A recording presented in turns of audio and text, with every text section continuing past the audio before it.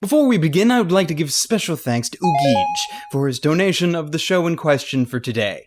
You sick bastard, you. Thanks!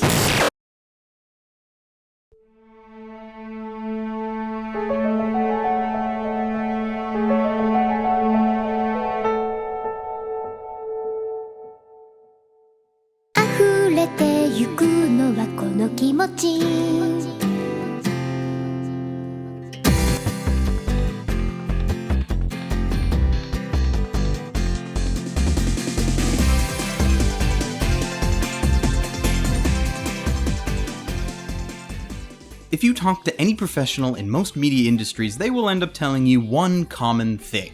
Sex sells. In the world of anime, this has several meanings. One is the obvious hentai industry of animated pornography for the masses. But another genre that takes major prominence and also happens to have a rather large fan base is that of ecchi shows. Shows that like to flaunt the female figure without ever crossing that delicate line into sex and full-on nudity. Most shows nowadays, regardless of genre, all have a certain amount of fan service to them, even if it's not blatant. But ecchi shows take fan service to the extremes by more or less making the entire show revolve around it. Oh, you touch my tra-la-la. My ding-ding-dong. Ladies, gentlemen, and others, my name is Arcada, and welcome to Glass Reflection. Today, my Buddha. Let's jam.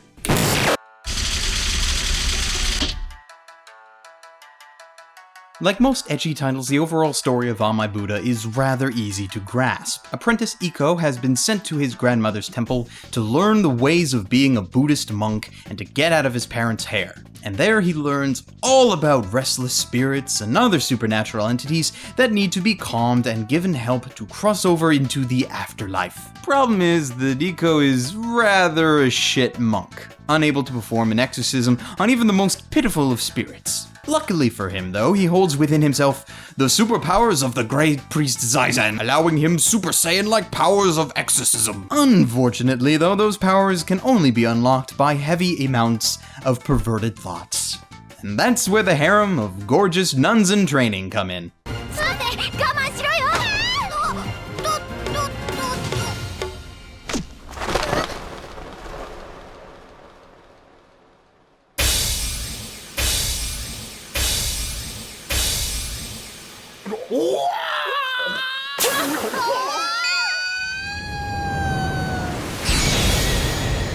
Beyond that, though, the typical episode is rather formulaic.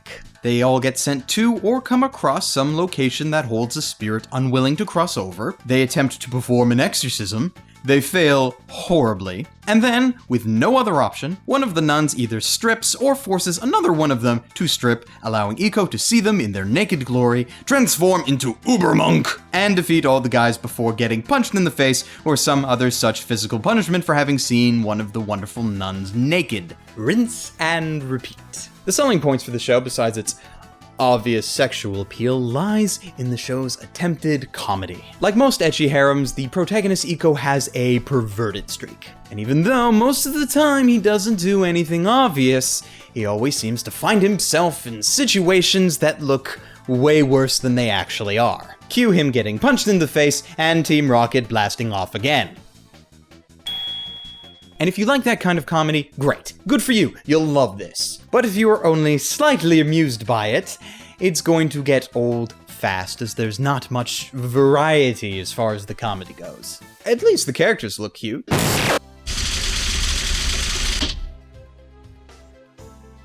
All of the female nuns in the show have their own unique female harem character archetypes that make up the basis of their personality. Haruka is the overly gorgeous busty blonde who is surprisingly not a complete ditz, but rather wise in her own way. Sakura is the heavily serious glasses nerd who takes pleasure in being smarter than her peers. Sumi is the brown-haired actual ditz of the show, though even then not overly so. Yuko is the blue-haired action tomboy. Hinata the quiet, lowly Rei Ayanami clone. And Chitose is the very obvious female love interest, as she is the most well-rounded. in more ways than one. Iko himself is an amalgamation of all the typical ecchi harem protagonist stereotypes, including easily nosebleed and dense to a very large degree. Seriously, he puts himself into situations that lead to him getting his ass handed to him by the female cast, and some of the time he could have just totally avoided it, if only he just used some common sense. Granted, the relationship between the female nuns and Iko is unclear at best. Sometimes they praise him, guide him, rely on him, and then beat the crap out of him all within the span of about 5 minutes.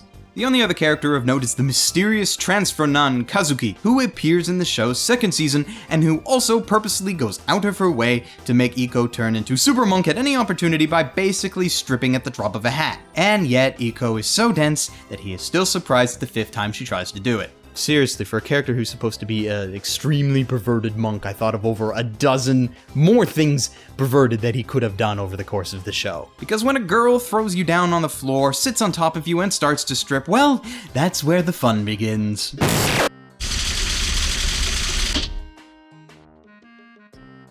As you would expect, the character designs and animation quality are the high point for this show, as it would be futile to create a show that revolved around sexy female characters if they were not, indeed, sexy.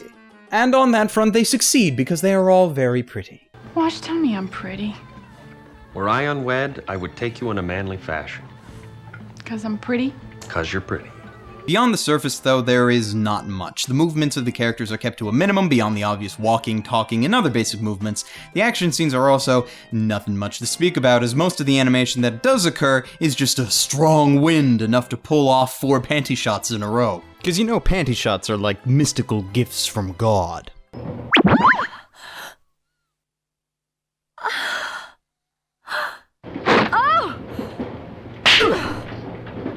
Corey, cut the nookie blue one! Are you kidding me? Based off her panties? Nookie never lies.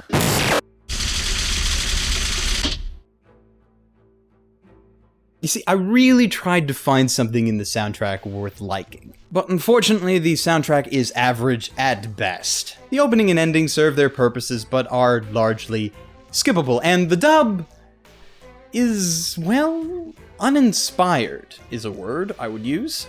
Most of the voices come off as stale, and a lot of the dialogue for this kind of show screams that for some reason they wanted to tone the language down to a PG-13 level, which takes away from the little bit of extra comedy that the show had. Though, to be fair, I only watched the dub for about the first 4 episodes. Beyond that, I couldn't take it anymore and switched to subs. I think they're vengeful spirits. Oh, come on. Can't I get a break for once? We will be teenagers forever and ever. Let's keep playing. We're outnumbered. We're gonna have to find a way to get out of here. Listen to me. Aren't you all ashamed to be living your lives out like this? Thing is, I think they're already dead.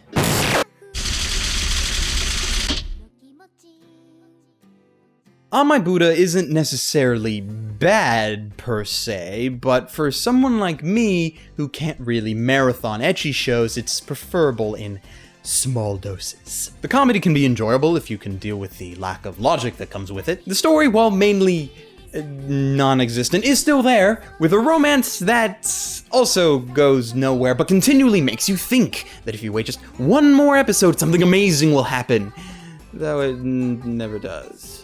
And lastly, a reason to watch this show would be for the sexy characters, which, if you like that kind of entertainment, I am not one to judge your tastes. I, however, am able to judge this show. And with everything said, I have meticulously calculated values for the categories of story, characters, animation, sound, and my own personal enjoyment, which, after purposely throwing it into a nearby female change room full of extremely sexy females and listening as it gets literally beaten into a pulp, has me awarding Ah My Buddha with a score of 4.86 out of 10, and a recommendation to mainly because it's literally not available for streaming anywhere, and even on DVD, it's close to being an out-of-print title. So even if I was to recommend that you stream it, you can't. Its score is just slightly below the average of 5, though. It's close to average, but fails more than it succeeds. It's good for the pretty visuals though, I'll grant it that. And if you're looking for a DVD copy, it's been licensed and is available from Media Blasters, though as I just mentioned, it is more or less an out-of-print title at this point. But you can still see it around if you look hard enough. And if you are looking for some alternate anime recommendations, however, I will point you towards the classic harem show Love Hina, and though I have not watched it myself, I have heard good things about a similar ecchi title called To Love Ru. Hopefully, between the two, you can find something that you're looking for. And with that, I leave you. Until next time, ladies, gentlemen, and others, stay frosty.